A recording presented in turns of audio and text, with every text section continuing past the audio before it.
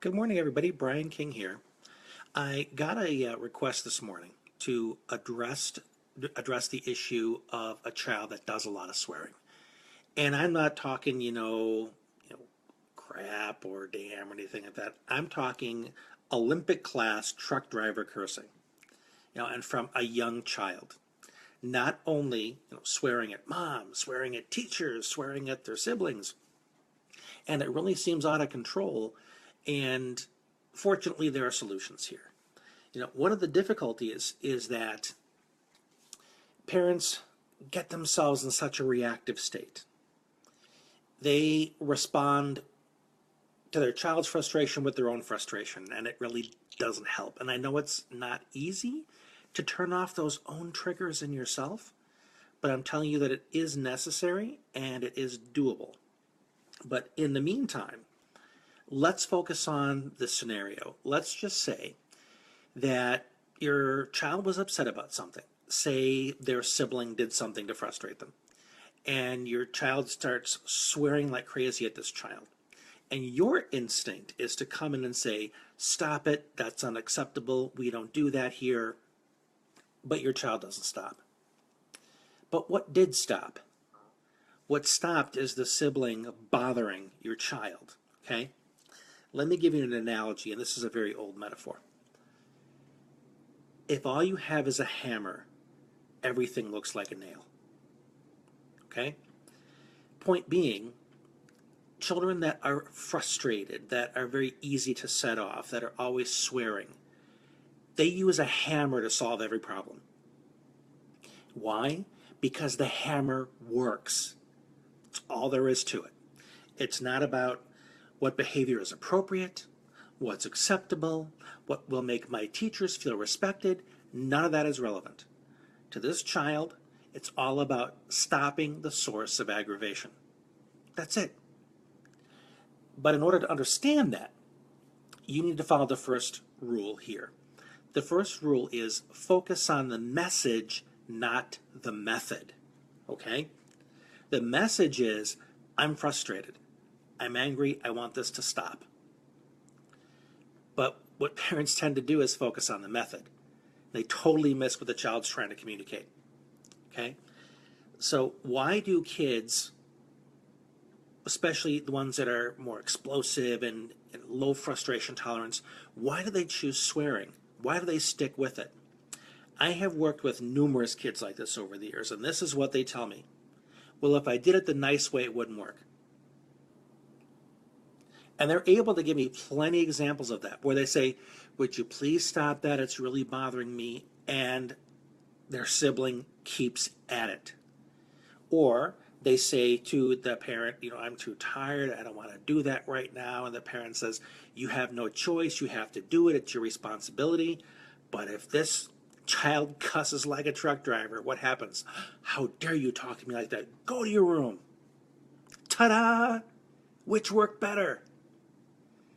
You're supposed to, it's important that you keep this in mind. A child doesn't want to do a chore, and they say, can I please rest a while? And then you try to make them do it.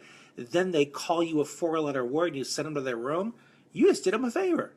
You gave them exactly what they wanted because they did what worked, and you reinforced it. Okay? So it's important to understand that. The message versus the method. Okay? Now, this is how you begin to shift it. But it begins with you understanding what the message is. This is a child that's frustrated, a child that's angry. But forces around this child have reinforced that the polite way doesn't get me what I need, but the wrong way does. So I'll keep using that. So one way you create the shift is you understand, this is the language of frustration that this child is using. I don't quite care for the way he's communicating it. I don't care for his method, but I'm going to let him know that I understand his message, okay? So you can say, I'm sensing that you're angry about something. I'm getting the impression that you're really upset. But the language that you're using right now is hard for me to understand. Is there another word that you could use that would help me understand what it is you're feeling right now? Or What's not working for you right now? Because when kids lash out like that, and adults too, it's because one of their shoulds was violated. Okay? So back to the sibling. The sibling comes in and interrupts or tries to play with the same toy. In the child's mind, his sibling shouldn't do that. That's a rule. The sibling comes in and violates the should rule. So your child that swears is defending the rule. Get away from me, you stink, I hate you, because you shouldn't have done that. Okay? So that's the source of the frustration, of the anger. A should was violated. But you want your child to communicate that when you say, what didn't go the way it was supposed to? What didn't work for you that led you being upset? You're asking him to tell me the should. Tell me the rule that was broken. But tell me in a way that I can hear it. I can understand I'm angry, I'm frustrated. I can't understand four-letter words. That just doesn't help me connect with you. But reminding the child that you do get what the message is. You are just asking for a different way of having it communicated to you.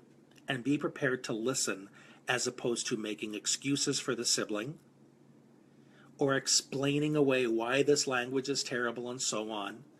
Focusing on the message too much just emphasizes the fact that, or focusing on the method too much emphasizes more and more that you are missing what the message is. And that's how you break rapport. Next approach. It can be hard, and my parents, tried this on me growing up when my brothers were really mean to me. She would say, just ignore it. Really? How do you do that? Oh, just don't listen to it. And back then, my being a very literal thinker, I'm here trying to figure out, how am I supposed to turn off my sense of hearing?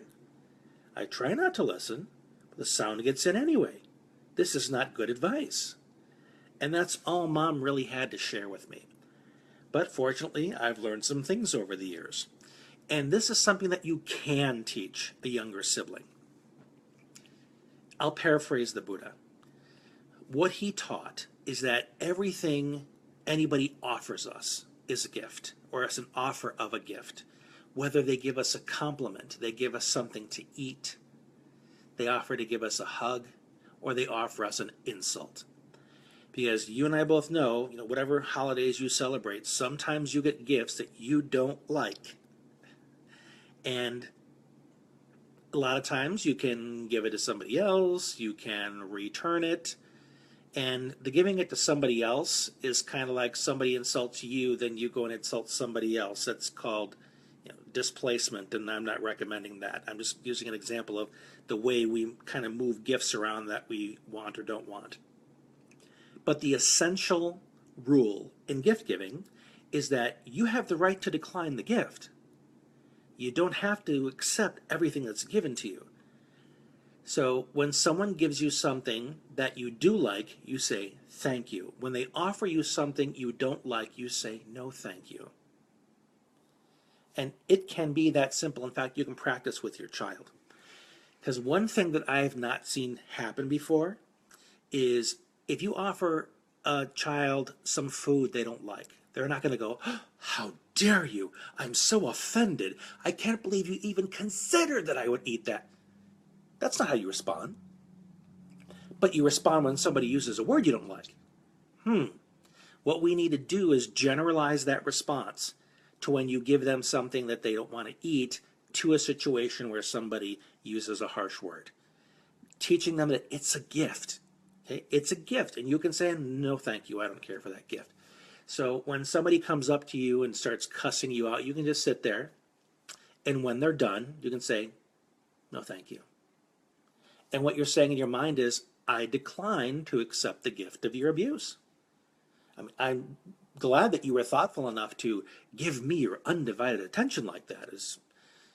Something about me must be so important that you wanted me to have all that, but no thank you. And you can rehearse this with your child over and over and over again. I'm not suggesting that you cuss out your child, okay? But that you say, now imagine that I'm your brother or I'm your sister, and I came up to you and I just said that awful word that he said last time, how do you respond to me? No, thank you. I don't need to hear that right now. The words you used aren't helpful. Or just simply, no, thank you. Because that response is as much for the sibling as it is for the person doing the swearing. Because what we want, the message we want to send is that your swearing is not effective. It's not getting you what you want. But the overall spirit behind everything I've been explaining is that the polite way has to work. It has to have some kind of leverage. Because if your child feels like they're not heard, that their needs are going unnoticed, unvalidated, unsupported, they're going to go for the big guns. They're going to go for what works. And I know this is kind of a complex type of scenario with kiddos that do this, but this is a framework. This is a blueprint that you can begin with. And I want you to comment below and let me know what was helpful about this video for you, but most importantly, ask me your questions so that we can get this to work for you. If you want it to be more private, send me a private message. I'm happy to help you through this. And if there are other parents that you know that are having this issue, please share this video with them so they can be helped as well. This has been Brian King again. I'll talk to you soon.